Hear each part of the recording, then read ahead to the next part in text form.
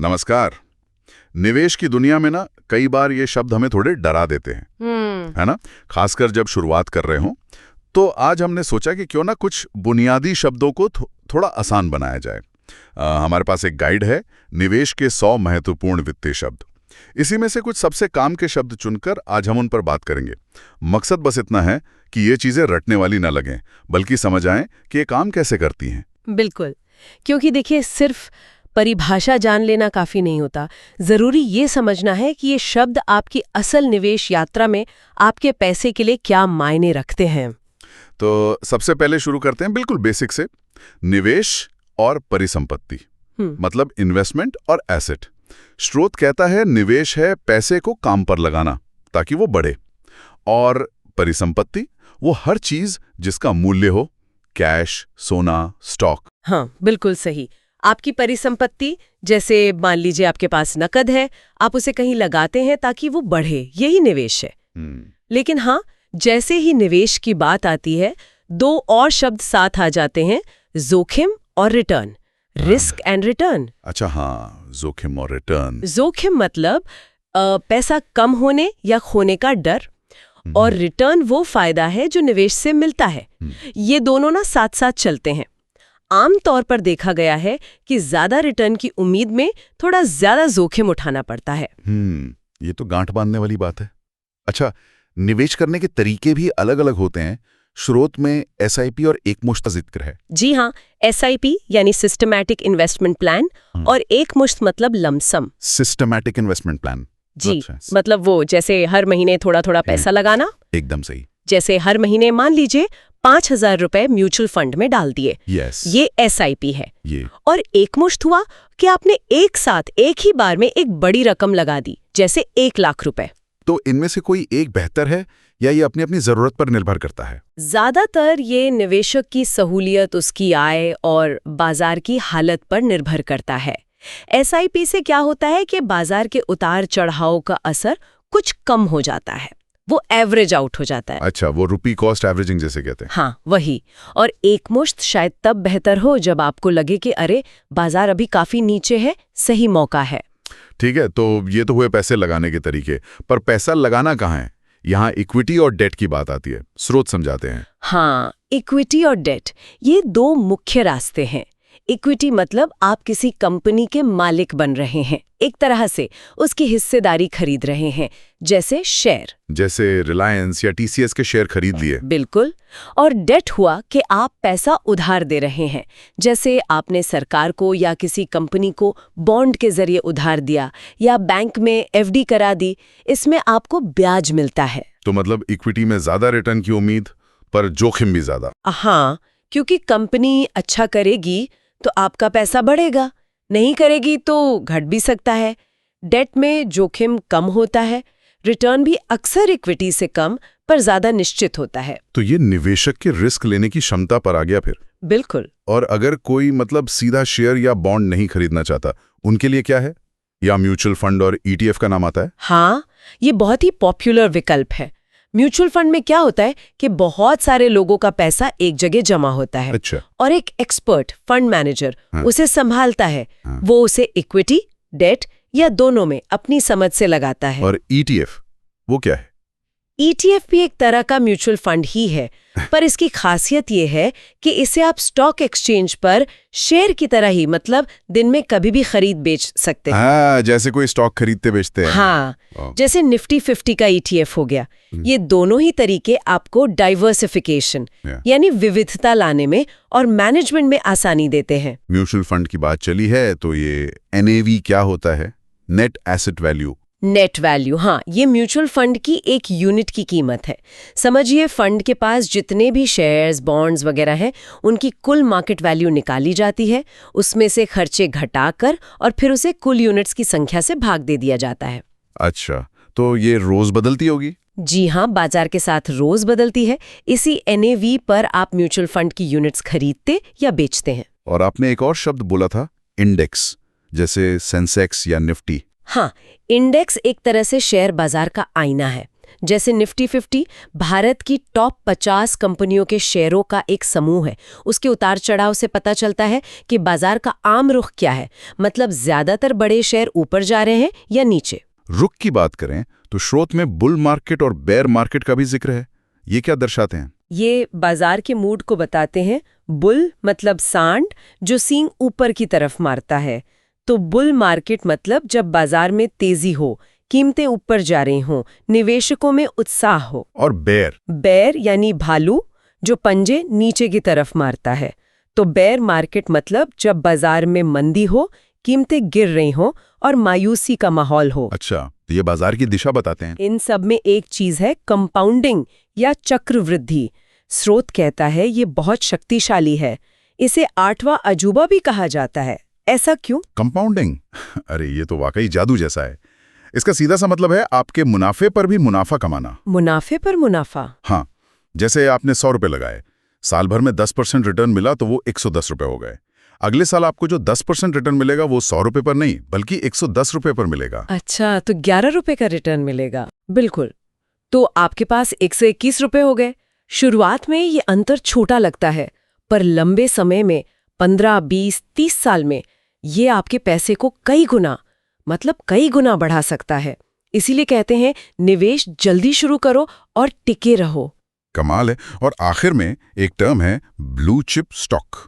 ये क्या होते हैं? ब्लू चिप स्टॉक ये उन बड़ी जानी मानी और आर्थिक रूप से बहुत मजबूत कंपनियों के शेयर होते हैं जिनका ट्रैक रिकॉर्ड सालों से भरोसेमंद रहा है। जैसे कोई उदाहरण? जैसे भारत में HDFC bank, Reliance industries, Infosys, TCS, ये सब ब्लू चिप कंपनियां मानी जाती हैं।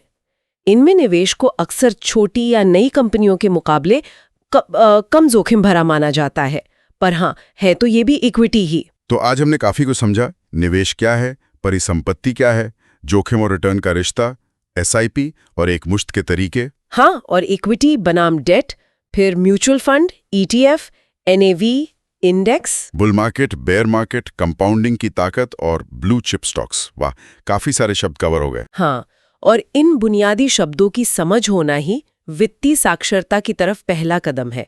इससे कोई भी अपने पैसे को लेकर बेहतर और सूचित निर्णय ले सकता है। बिल्कुल। तो आज की इस बातचीत के बाद एक विचार छोड़ जाते हैं सोचने के लिए। अब जैसे हमें इक्विटी, डेट, ब्लू चिप्स जैसे अलग अलग विकल्पों और उनके जोखिम का अंदाजा लग गया है, तो ये कितना अहम हो जाता है कि हम अपनी खुद की जोखिम सहने की क्षमता को समझें और देखें कि वो इन विकल्पों से कैसे मेल खाती है। शायद इस पर सोचना ही अपनी निवेश यात्रा को सही दिशा देने का अगला कदम हो सकता है। तो आज हम निवेश और रणनीति की दुनिया के कुछ जरूरी शब्दों पर थोड़ी गहराई से बात कर रहे हैं। हमारे पास एक शब्दावली है, कुछ खास शब्द हैं उसमें से।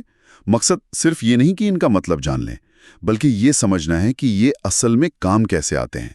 जैसे डाइवर्सिफिकेशन हो गया या वैल्यू इन्वेस्टिंग, क्या कहते हैं? बिल्कुल, ये शब्द जानना मतलब निवेश के फैसले लेने में बहुत मदद करता है। ये एक तरह से निवेशक के औजार हैं। तो चलिए शुरुआत करते हैं पोर्टफोलियो बनाने और उसे संभालने से जुड़े शब्दों से। हाँ, पोर्टफोलियो, ये तो शायद सबसे कॉमन है। मतलब किसी के सारे निवेश एक जगह, स्टॉक्स, बॉन्ड्स, सोना, जो भी हो। सही, सभी निवेशों का कलेक्शन। लेकिन सिर्फ इकट्ठा करना ही काफी नहीं होता, उसे मैनेज करना पड़ता है ना? हाँ बिल्कुल। और वहीं पर शायद डाइवर्सिफिकेशन आता है, जोखिम कम करने के लिए। एकदम सही कहा। डाइवर्सिफिकेशन का सीधा मतलब है जोखिम को फैलाना। अपना सारा पैसा मान लीजिए सिर्फ एक ही एसेट में, जैसे सिर्फ स्टॉक्स में नहीं लगाना। अच्छा। बल्कि उसे अलग अलग चीजों में बांटना।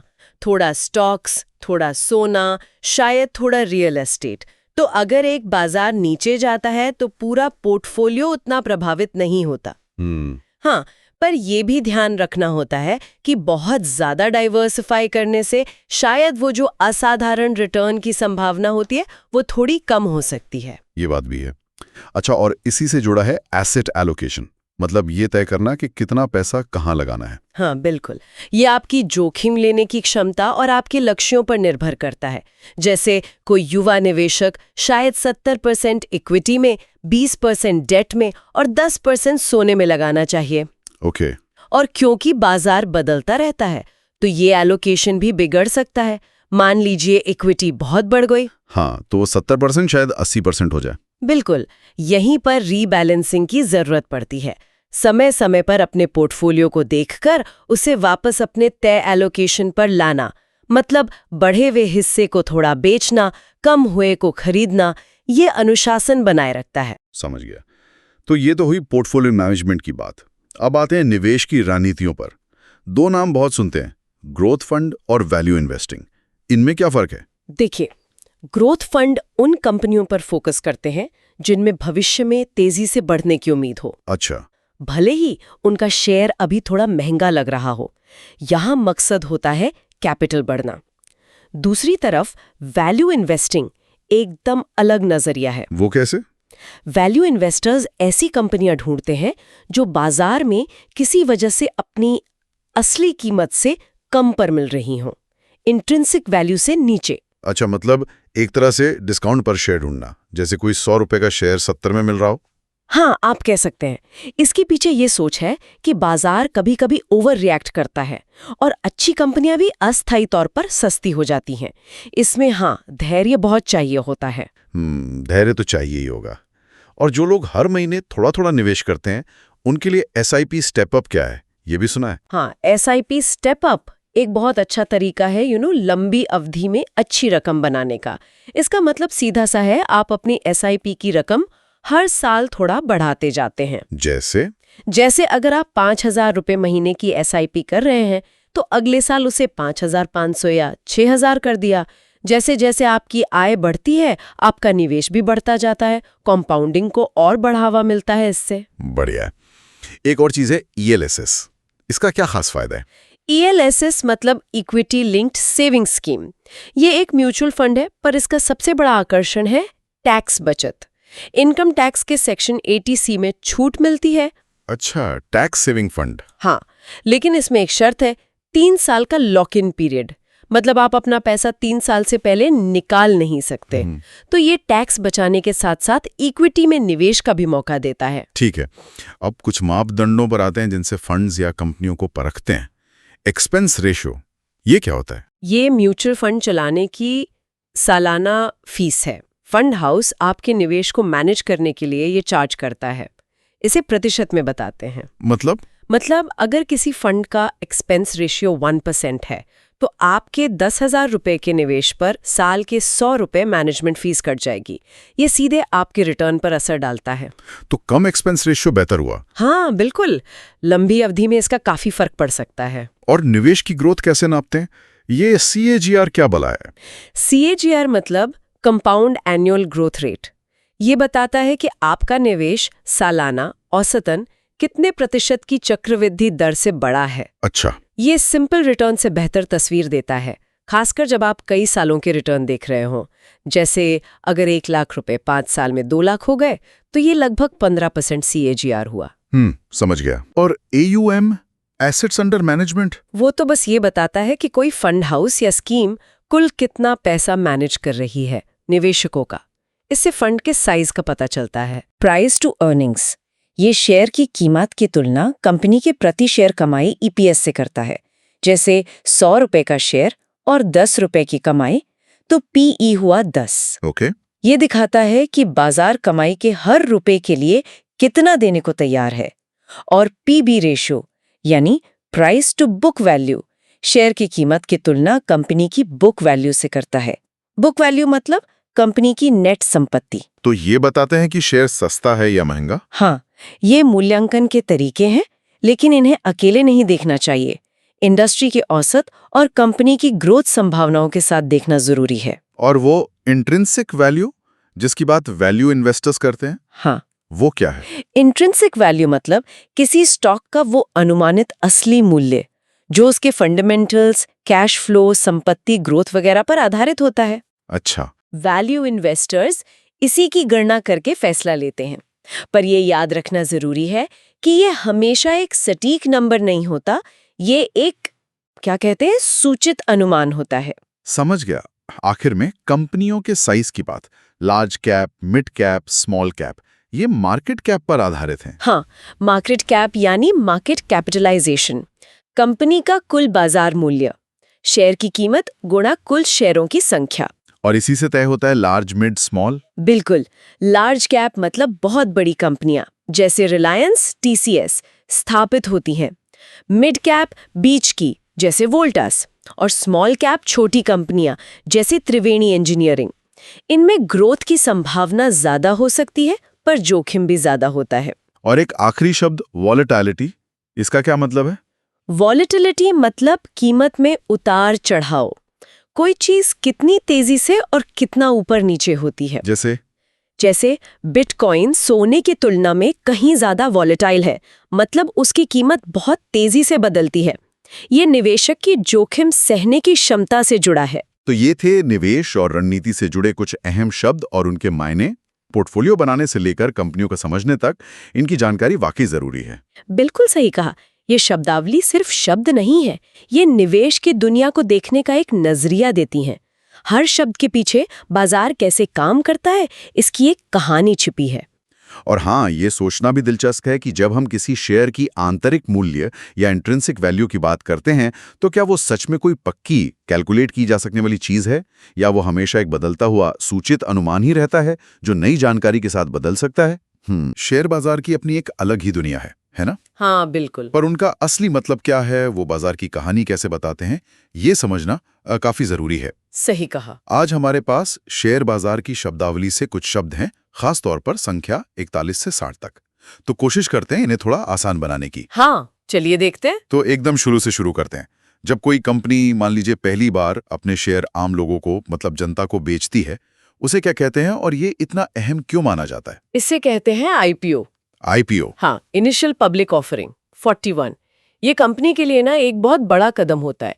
वो प्राइवेट से पब्लिक बन जाती है। अच्छा। और निवेशकों के लिए एक मौका होता है किसी कंपनी की ग्रोथ में शुरू से जुड़ने का। समझ गया।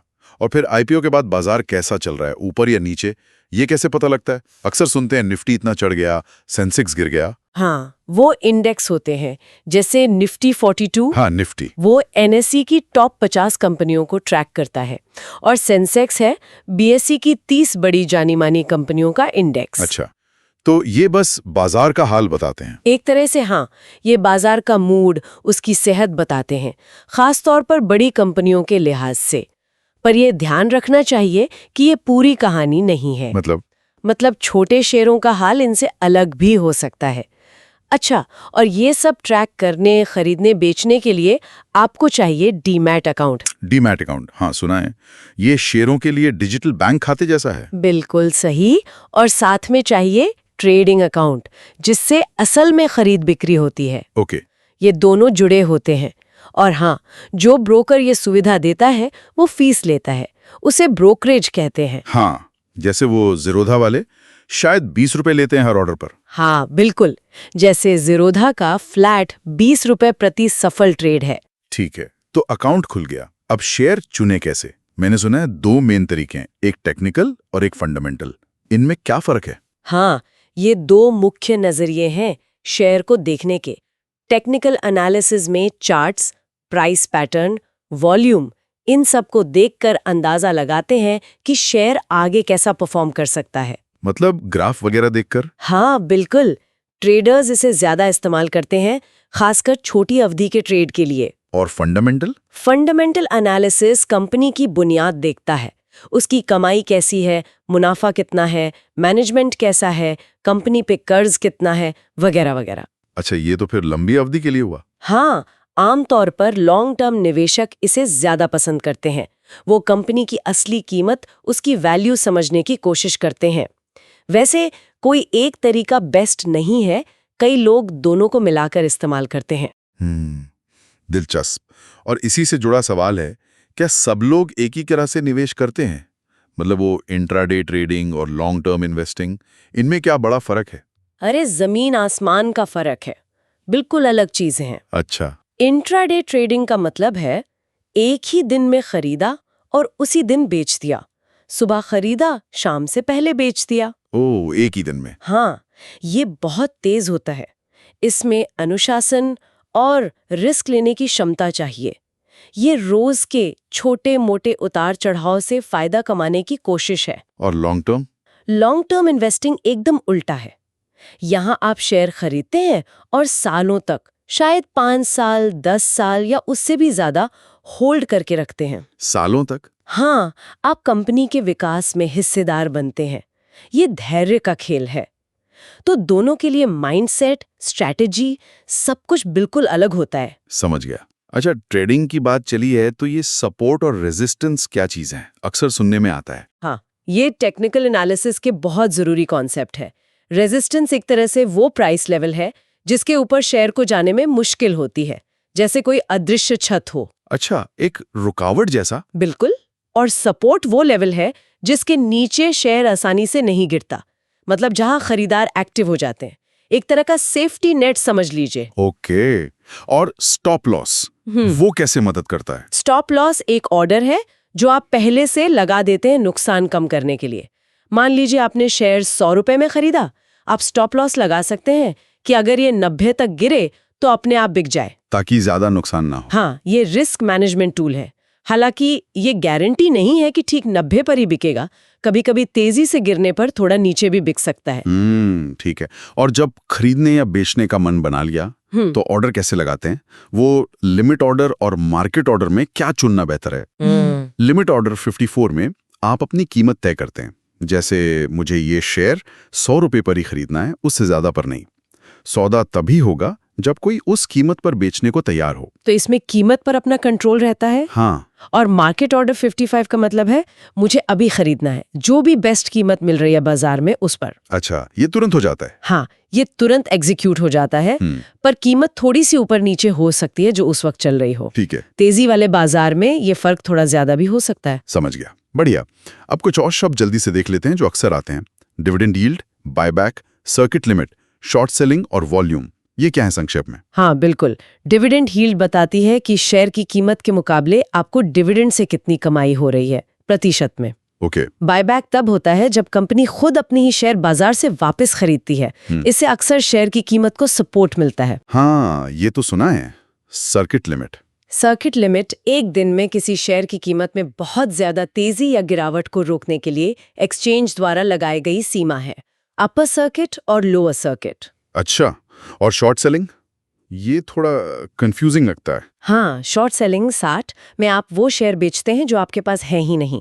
आप उन्हें ब्रोकर से उधार लेकर बेचते हैं। उधार लेकर? क्यों? इस उम्मीद में कि शेयर की कीमत गिरेगी, फिर आप उसे सस्ते में खरीद कर ब्रोकर को वापस कर देंगे और बीच का जो अंतर है वो आपका मुनाफा। ये बाजार गिरने पर पैसा कमाने का तरीका है, पर इसमें रिस्क बहुत ज्यादा है। काफी रिस्की लग रहा है। और आखिर में वॉल्यूम? वॉल्यूम का मतलब है कि एक निश्चित समय में कितने शेयरों की खरीद बिक्री हुई। ज्यादा वॉल्यूम दिखाता है कि उस शेयर में लोगों की दिलचस्पी ज्यादा है। ये किसी मूव की मजबूती का संकेत दे सकता है। वाह, तो इन सब शब्दों को समझने से वाकई तस्वीर थोड़ी साफ होती है।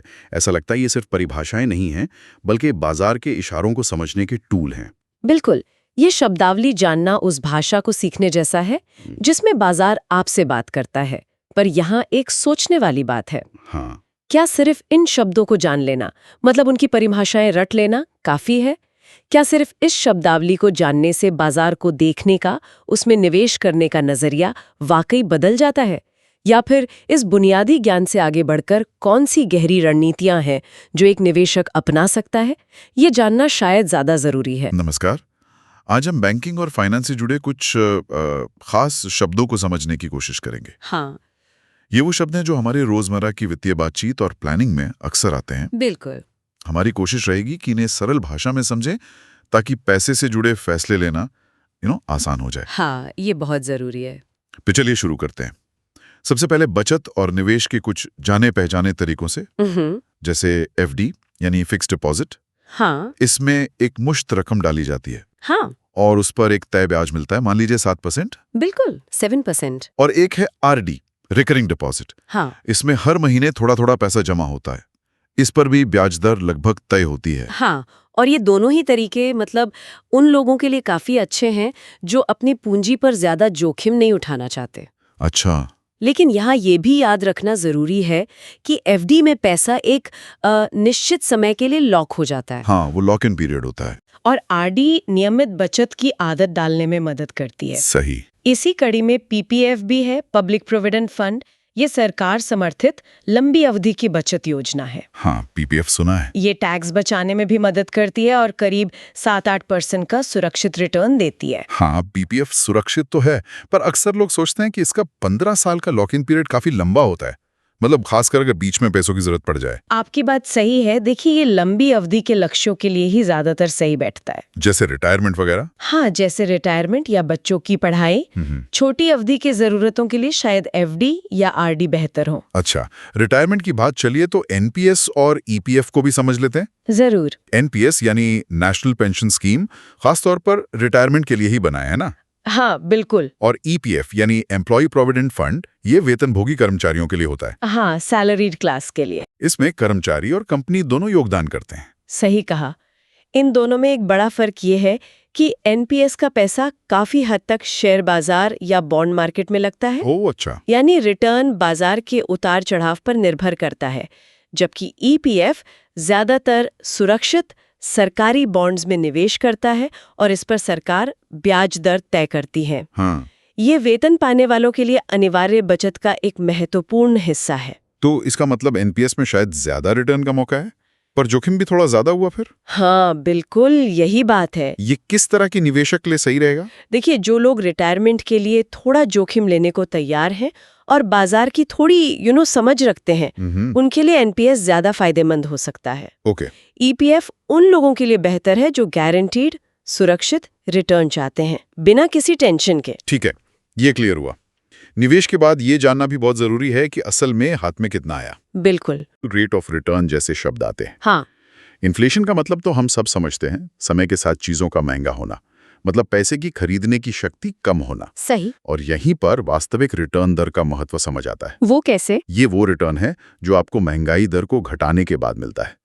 मान लीजिए आपके निवेश ने 10% कमाया। हाँ। लेकिन महंगाई 6% बढ़ गई, तो आपकी असल कमाई सिर्फ 4% हुई। अरे, सिर्फ 4%? हाँ, सिर्फ 10% रिटर्न देकर खुश होना काफी नहीं है। हाँ। ये समझना जरूरी है ताकि आप ऐसे निवेश चुनें जो महंगाई को वाकई मात दे सके। सही बात है। वरना आपका पैसा समय के साथ अपनी कीमत खो रहा है। ये तो बहुत जरूरी बात है। अब जरा लोन और क्रेडिट की दुनिया में चलते हैं। चलिए। ईएमआई यानी मासिक किश्त, ये तो लगभग हर लोन लेने वाला जानता है। हाँ, ये तो कॉमन है। होम लोन, कार लोन चुकाने की हर महीने की रकम, फिर आता है लोन टू वैल्यू, एलटीवी। इसका क्या मतलब है? एलटीवी बताता है कि प्रॉपर्टी की कीमत के मुकाबले बैंक आपको कितना प्रतिशत लोन दे रहा है। अच्छा। जैसे 1 करोड़ के घर पर अगर 80 लाख का लोन मिला तो एलटीवी 80% हुआ। मतलब बाकी 20% खुद देना होगा, डाउन पेमेंट। बिल्कुल, वो डाउन पेमेंट।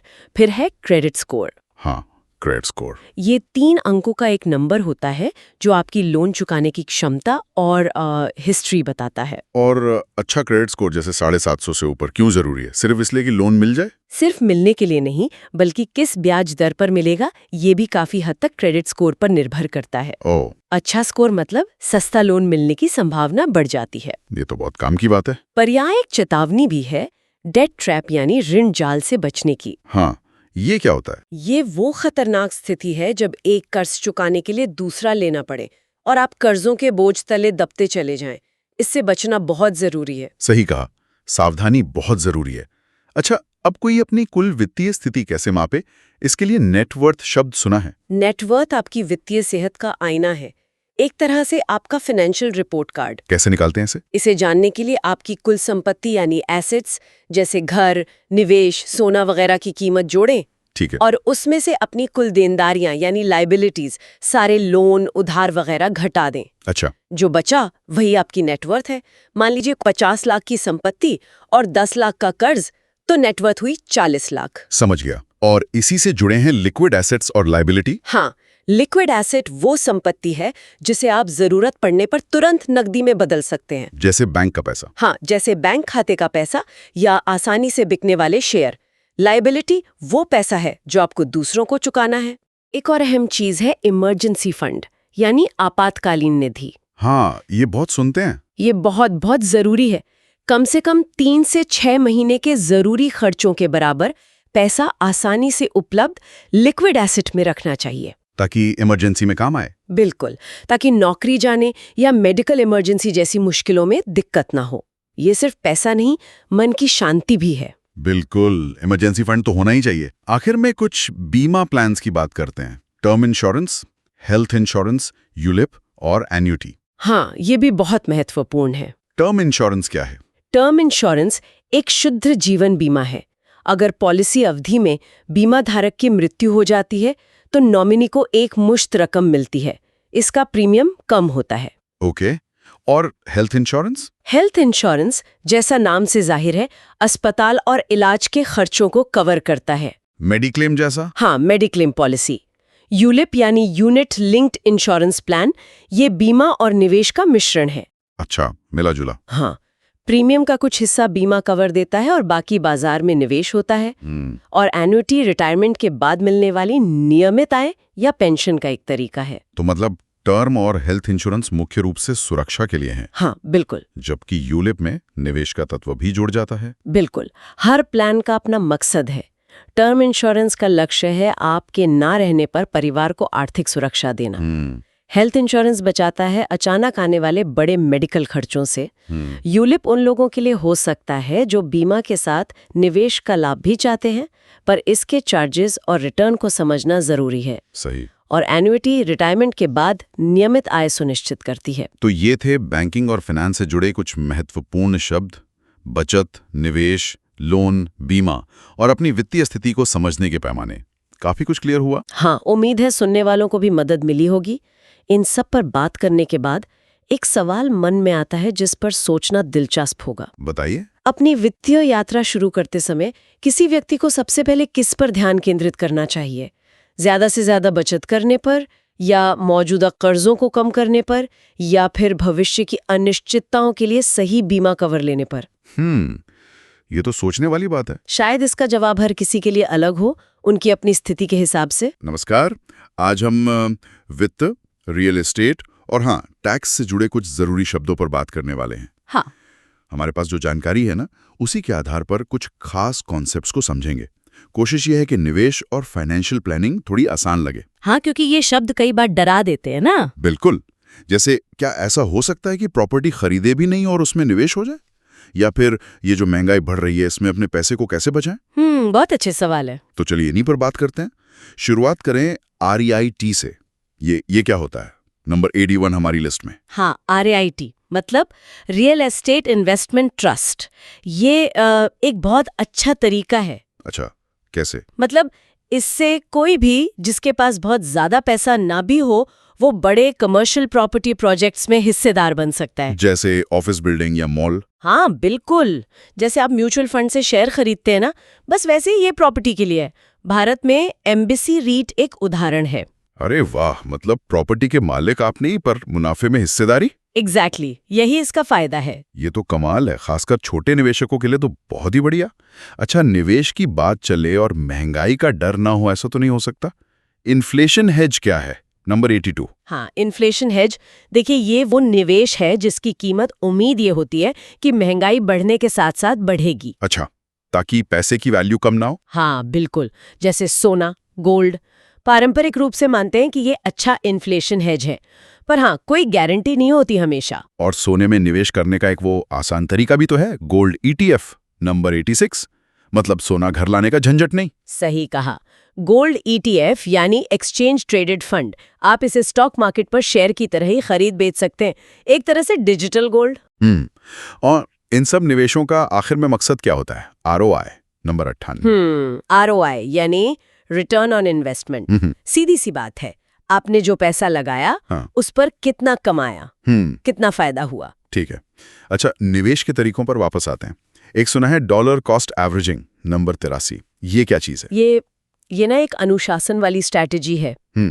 इसमें आप मार्केट ऊपर जा रहा है, नीचे जा रहा है, इसकी ज्यादा चिंता नहीं करते हैं। तो फिर आप बस हर महीने ये जो भी आपने तय किया हो, एक फिक्स रकम निवेश करते जाते हैं। अच्छा, तो इससे क्या होता है? इससे लंबी अवधि में आपकी खरीद की औसत लागत कम हो सकती है। खासकर जब बाजार गिरता है तो आपको उसी पैसे में ज्यादा यूनिट्स मिल जाती हैं। यानी मार्केट को टाइम करने की कोशिश से बेहतर है लगातार निवेश करना। समझ गया। लेकिन सुरक्षा भी तो देखनी होती है। सॉवरेन बॉन्ड के बारे में बताएं। नंबर 84। क्या ये सुरक्षित होते हैं? आमतौर पर हाँ, ये सरकारी बॉन्ड्स होते हैं। मतलब सरकार आपसे उधार लेती है और एक तय ब्याज देने का वादा करती है। तो सबसे सुरक्षित माना जाता है इन्हें। हाँ, काफी हद तक। लेकिन यहीं एक और पेज है, करेंसी रिस्क, नंबर 85। वो क्या होता है? मान लीजिए आपने अमेरिका के बॉन्ड या स्टॉक में पैसा लगाया। अब डॉलर के मुकाबले रुपया कमजोर हो या मजबूत, उसका सीधा असर आपके रिटर्न पर पड़ेगा। अच्छा, भले ही डॉलर में फायदा हुआ हो। हाँ, बिल्कुल। रुपए में बदलते वक्त फर्क आ सकता है। ये तो ध्यान रखने वाली बात है। अच्छा, निवेश से कमाई हुई, ठीक है, लेकिन फिर आता है टैक्स। इसको समझना भी तो जरूरी है। क्या यहीं पर टैक्स हार्वेस्टिंग जैसी चीजें काम आती हैं? नंबर 87। सही पकड़ा आपने। टैक्स हार्वेस्टिंग का मतलब है साल के आखिर में देखना कि कौन से निवेश घाटे में चल रहे हैं और फिर उन्हें बेचकर उस घाटे को अपने मुनाफे के सामने एडजस्ट कर लेना। इससे उस साल आपका कुल टैक्स कम हो जाता है। ये एक स्मार्ट तरीका है। और सरकार भी तो कुछ टैक्स बचाने वाले निवेशों को बढ़ावा देती है, जैसे सेक्शन 80C। नंबर 90। हाँ, बिल्कुल। 80C के तहत आप ELSS फंड्स, PPF, जीवन बीमा प्रीमियम वगैरह में सालाना 1.5 लाख रुपए तक निवेश करके उस रकम पर टैक्स बचा सकते हैं। और एक 80D भी होता है शायद। नंबर 91। हेल्थ इंश्योरेंस वाला। हाँ, 80D हेल्थ इंश्योरेंस प्रीमियम पर छूट देता है। इसकी लिमिट 25,000 से 50,000 या उससे ज्यादा भी हो सकती है। उम्र और पॉलिसी पर निर्भर करता है। अच्छा, और जब हम कोई प्रॉपर्टी या शेयर बेचते हैं तब लगता है कैपिटल गेन्स टैक्स। नंबर 91। इसमें वो LTCG और STCG क्या है? नंबर 92 और 93। हाँ, कैपिटल गेन्स टैक्स यानी पूंजीगत लाभ कर। अगर आपने शेयर या इक्विटी फंड 1 साल से ज्यादा रखने के बाद बेचा तो मुनाफे पर 10% LTCG लगता है, लॉन्ग टर्म कैपिटल गेन्स। और अगर 1 साल के अंदर बेच दिया तो मुनाफे पर 15% STCG यानी short term capital gains tax देना होता है। रियल एस्टेट के लिए नियम थोड़े अलग हैं। ये जानना जरूरी है। अच्छा, 2 और शब्द हैं, TDS 94 और इंडेक्सेशन 95। ये भी टैक्स से जुड़े हैं। हाँ, TDS तो है टैक्स डिडक्टेड एट सोर्स, मतलब आपकी कमाई जैसे सैलरी या ब्याज आप तक पहुंचने से पहले ही उसमें से टैक्स कट जाता है। और इंडेक्सेशन का फायदा खास तौर पर डेट फंड्स या प्रॉपर्टी बेचने पर मिलता है। इसमें महंगाई के असर को एडजस्ट करके आपकी खरीद लागत को बढ़ाया जाता है। अच्छा, ताकि कागज पर मुनाफा कम दिखे और टैक्स कम लगे। हाँ, बिल्कुल, यही इसका मकसद है। काफी तकनीकी हो गया ये। चलिए थोड़ा रियल एस्टेट पर आते हैं। नंबर 96। इसमें निवेश का मतलब बस घर खरीदना ही है? ज्यादातर तो हाँ, मतलब प्रॉपर्टी खरीदना ताकि उसे किराए पर देकर रेगुलर इनकम हो, या फिर जब कीमत बढ़ जाए तो बेचकर मुनाफा कमाया जा सके। और वो रेंटल यील्ड क्या होता है? नंबर 97। रेंटल यील्ड से पता चलता है कि प्रॉपर्टी की लागत के मुकाबले सालाना किराया कितना मिल रहा है। जैसे 20 लाख का घर है और साल का 1 लाख किराया आ रहा है तो यील्ड हुई 5%। समझ गया। ये सारी भाग दौड़, निवेश, बचत, इन सब का जो बड़ा लक्ष्य होता है, क्या वो फाइनेंशियल इंडिपेंडेंस है? नंबर 99। हाँ, बिल्कुल, वित्तीय स्वतंत्रता। ये वो स्थिति है जब आपको अपने रोजमर्रा के खर्चों के लिए नौकरी करने की जरूरत ना पड़े। मतलब निवेश से ही इतनी कमाई हो जाए कि खर्चे निकल जाएं। हाँ, जैसे किराया, ब्याज, डिविडेंड, इनसे ही गुजारा चल सके। और इसी से जुड़ा आजकल एक शब्द बहुत सुनने में आता है, fire. Number 100। Financial independence, retire early. हाँ, फायर, इसका मतलब है बहुत तेजी से, मतलब आक्रामक तरीके से बचत और निवेश करना ताकि जल्द से जल्द फाइनेंशियल इंडिपेंडेंस मिल जाए और कम उम्र में रिटायर हो सकें। ये तो बड़ा महत्वाकांक्षी लक्ष्य लगता है तो इसके लिए बहुत अनुशासन चाहिए और कई बार अपनी जीवन शैली में बड़े बदलाव करने पड़ते हैं। ये सिर्फ जल्दी रिटायर होना नहीं है, ये जीने का एक अलग नजरिया है। तो आज हमने काफी चीजें समझी। निवेश के तरीके जैसे रीट, डॉलर कॉस्ट एवरेजिंग, जोखिम जैसे करेंसी रिस्क, टैक्स की बातें जैसे tax harvesting, ATC, capital gains tax, और बड़े लक्ष्य जैसे फाइनेंशियल इंडिपेंडेंस और फायर। हाँ, और ध्यान देने वाली बात यह है कि ये सब आपस में जुड़े हैं। आप कोई भी निवेश चुनें, टैक्स का असर होगा। कोई भी लक्ष्य रखें, निवेश और महंगाई का हिसाब रखना होगा। सही बात है। इन शब्दों को समझने से ना बेहतर फैसले लेने में मदद मिलती है। चाहे घर खरीदना हो, शेयर बाजार में पैसा लगाना हो, टैक्स बचाना हो या जल्दी रिटायर होने की सोचना हो, सब जुड़ा हुआ है। बिल्कुल। तो जाते जाते एक सवाल श्रोताओं के लिए छोड़ते हैं सोचने को। आज जिन कॉन्सेप्ट्स पर हमने बात की उनमें से कौन सा शायद फायर का वो आक्रामक लक्ष्य या फिर निवेश से ही सारे खर्चे चलाने का विचार आपकी अपनी फाइनेंशियल यात्रा से सबसे ज्यादा मेल खाता है, और उस दिशा में अगला छोटा सा कदम क्या हो सकता है?